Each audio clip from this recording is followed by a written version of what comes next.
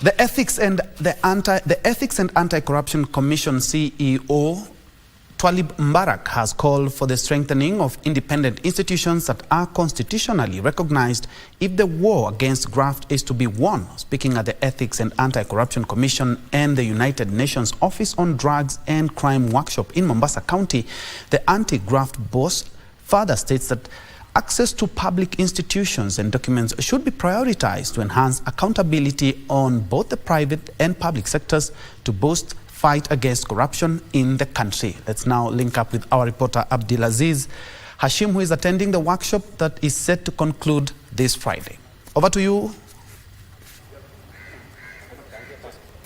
Thank you so much. We are coming to you live from the workshop that is being carried by the Ethics and Anti-Corruption Commission and the Office of the United Nations Drugs and Crimes Office, as well as in conjunction with the SAJAC, which is the Crime Journalists Association of Kenya. This workshop brings very good minds in the not just the media fraternity, but in the various sectors in terms of combating or battling what has been a menace to the society, which is corruption. And of course, it's spearheaded by none other than the Ethics and Anti-Corruption Commission. The Chief Executive Officer, Twalib Mbarak, is around. We also do have very key stakeholders like the Media Council of Kenya and various other dignitaries. Now, what has been able to, of course, been aligned from the morning till this particular afternoon is that the Ethics and Anti-Corruption Commission, EACC, receives about 7,000 to 9,000 cases of alleged corruption cases, and they have to sift through all those particular cases to, of course, from the chaff to the wheat, to ensure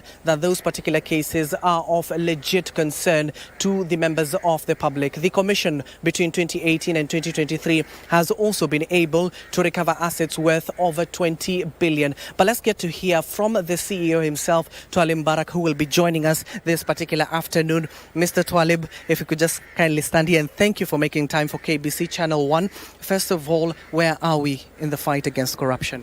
Thank you very much.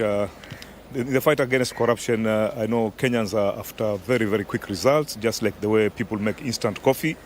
But what I can assure them is that as much as they are not seeing very tangible results quickly from how they observe activities, is that the fight against corruption, the clock is going on the right direction, albeit very slowly. And this is something that they need to know, that corruption is a very sophisticated crime, it's a white-collar crime, very invisible.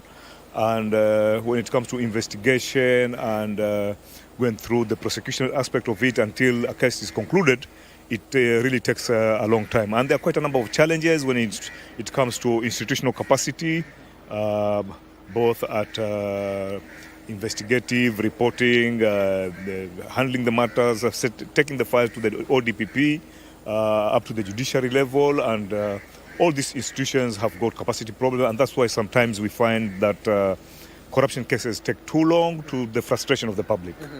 And of course, Bwana CEO, we have also seen that you receive numerous cases, up to 9,000 cases, and you have specified in 4 categories, especially on the high-impact cases. How are we, of course, in that particular retrospect of MPs, senators, and governors that you're currently looking into? I think the issue of the backlog of cases, that is... there is a shortcoming in the way the law is crafted in the fight against corruption, because if you look at the law governing the EACC, it shows openly that any type of corruption, no matter even if it is 100 bob, it must be reported, and it said that it must be dealt with.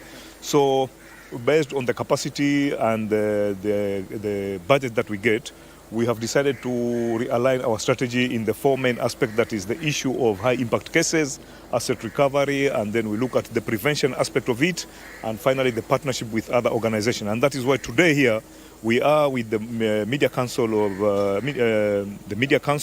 We are through the support of the UNODC, that we have senior editors, investigative journalists from across the country who have assembled here so that we can have an interaction.